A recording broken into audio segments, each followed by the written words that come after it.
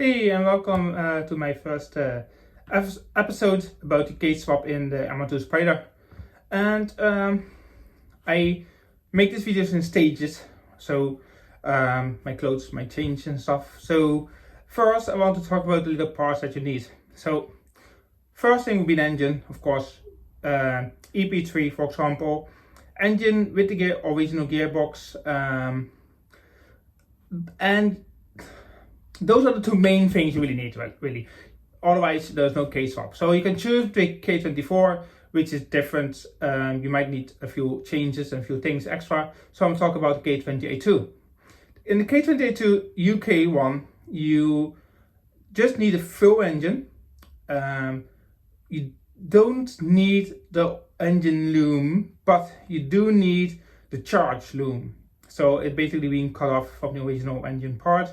But if someone sells them separate, you can just get the charge loom. You don't need a full engine loom unless you decide to make the engine loom yourself. However, in my version of the swap, I'm going to talk about the plug and play loom I'm going to get very soon. So what you need, like I said, is the K engine with the at least with the engine with the gearbox. So when you have that, most people know how they have to swap an engine and what are the basic parts they need. However, I'm going to talk about the things that might be missed. So one of the things that is not required but is advisable because we don't use it in the MR2 is the EVAP block. I'm going to show you that over there. Basically the big one you see there on the video blocks the EVAP. Then there will be a second port which has to be capped off, which I'm going to show over here. That one you block off by a silicone hose. So then they can, which is optional, you can put a map block as well, which I've got. You can see it over here. And then for the idle air assist valve, you can choose to blank it off. K-Tune sells a block for it. I decided to put in an extra temperature sensor for coolant, which you can see over here. So instead of blocking it, I decided to make some use of the port. Then mainly for turbo, you want to change the PVC valve as a one-way check valve, as you can see there. You want to get a 3/4 MPT to an AN10 and route that to your catch can. In the UK will be on the driver's side of the engine because there's more space. So when doing that, you also want to be sure that you cap off the hoses on the radiator. Well, basically the hoses, the coolant hoses, which I'm going to show you there. So those are the hoses that you have to cap off. If you are using the EVAP, then there will be like a little, plug that has to be capped off as well. Now we know we have the engine and we have all the little parts, the caps and everything, and we know that we need some engine mounts. So that's the other part that is coming to my order from my order in the US are the engine mounts. And then you need to select the shaft, which is basically kit that you put on the EP3 gearbox that allows you to use the stock MR2 cables in the Spyder at least. So there's no need to change the gauge and the cables, etc. All those things will make it work.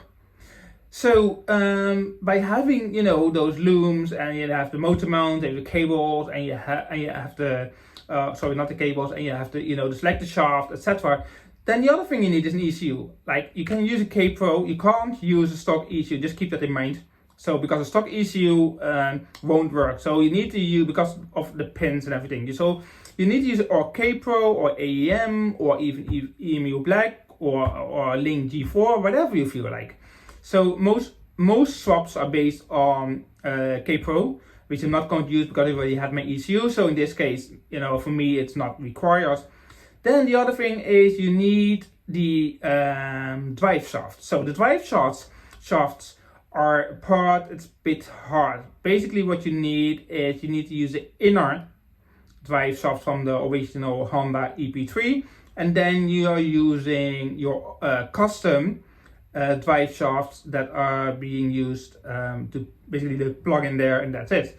So use the inner ones for the Honda and the outer ones for the Toyota. Type MR here in Northern Ireland actually makes them, sells them, and they are pretty good. So those are ones that I'm getting myself.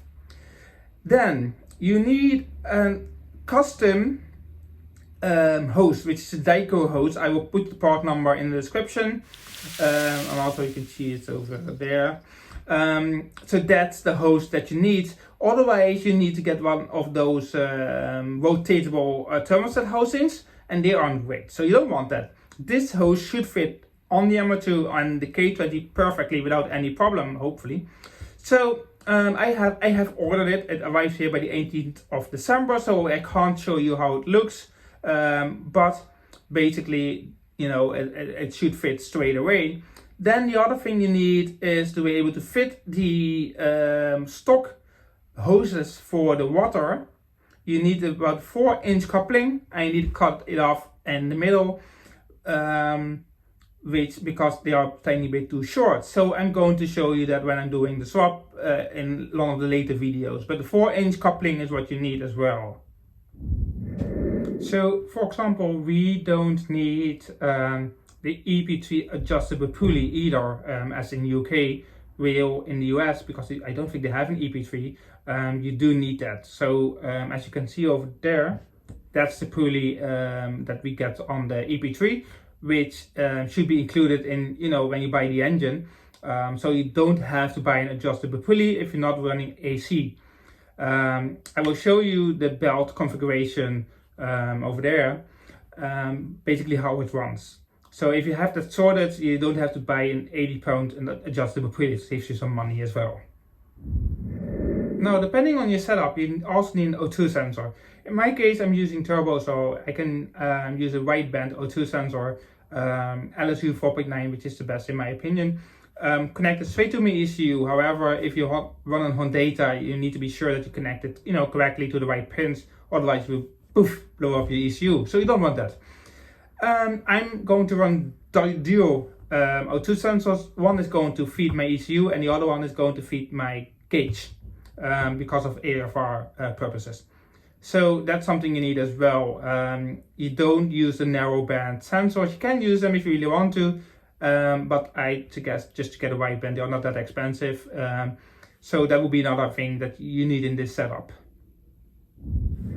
So what does this cost? Well, let's talk in prices here.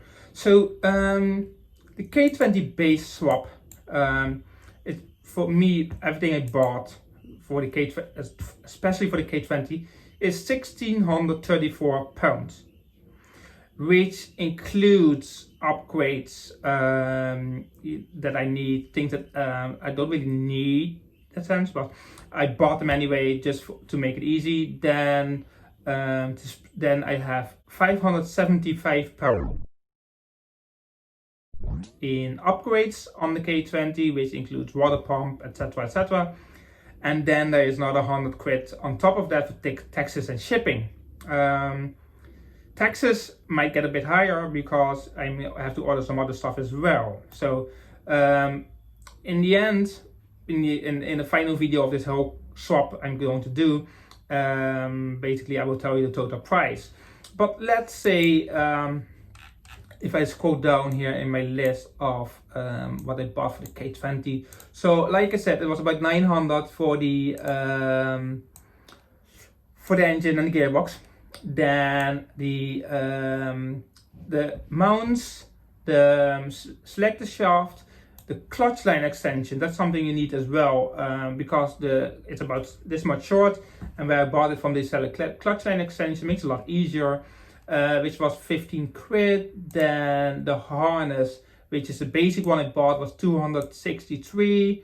Then shipping was about £100, and taxes, I haven't got it in yet, but no, I would say it's about £250 on top of that for taxes. Then the belt I bought, the belt that makes it run like, you know, with non-HC, was 15 quid. Then the upgrades, so basically the clutch I'm running is about 400 pounds, which is a stage 4 competition clutch. That's why my upgrades are so expensive. So the EVAP was 12 pounds and the mat port was about 10 pounds.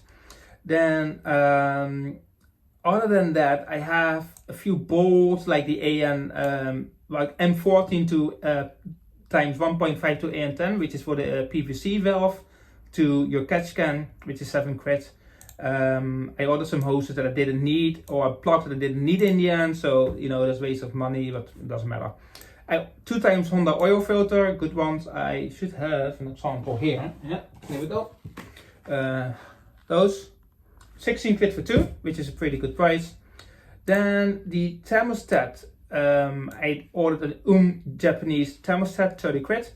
GMB Japanese water pump, 60 quid. I didn't go for OEM in this case. 10 AN10 aluminium plugs, which is about 10 pounds. They are going on to my valve cover, which I will talk about in a later episode. And an AN12 steel sump plug for my oil drain. Then the plugs, I need to block off all those little thingies. They were about, I think, 10 quid or so. And then the upper radiator hose, which I have to order from the US as well, is about 19. So when you have this sorted, you can kind of build in the engine, because this is basically what you need to run. If you, like I said, if you need an, if you don't have an, if you're not going to run turbo and you have an exhaust, then you need an ECU and that's you done. However, me, because I'm running so much, I have to get more stuff. But I would say this is kind of the basics you need for the to swap an K20 into an MR2 Spyder. There's a lot more, of course, but this is, you know, the bare minimum what you would need to get this done. So I hope you watch out for the next episode, which I'm going to talk about other stuff. Next episode would actually be how do you prepare the gearbox and the engine. So all the parts that you need to, you know, modify, do, etc. Will be shown, and I will talk about it in the next episode. So keep an eye on this. Like I said, this video is made in advance. In this point in time, I didn't have my mount yet. So I will add all that stuff later in the video. So that's why this video is a bit late, but I need to, you know, show you what everything looks like before I can actually upload this video. Otherwise, it makes no sense.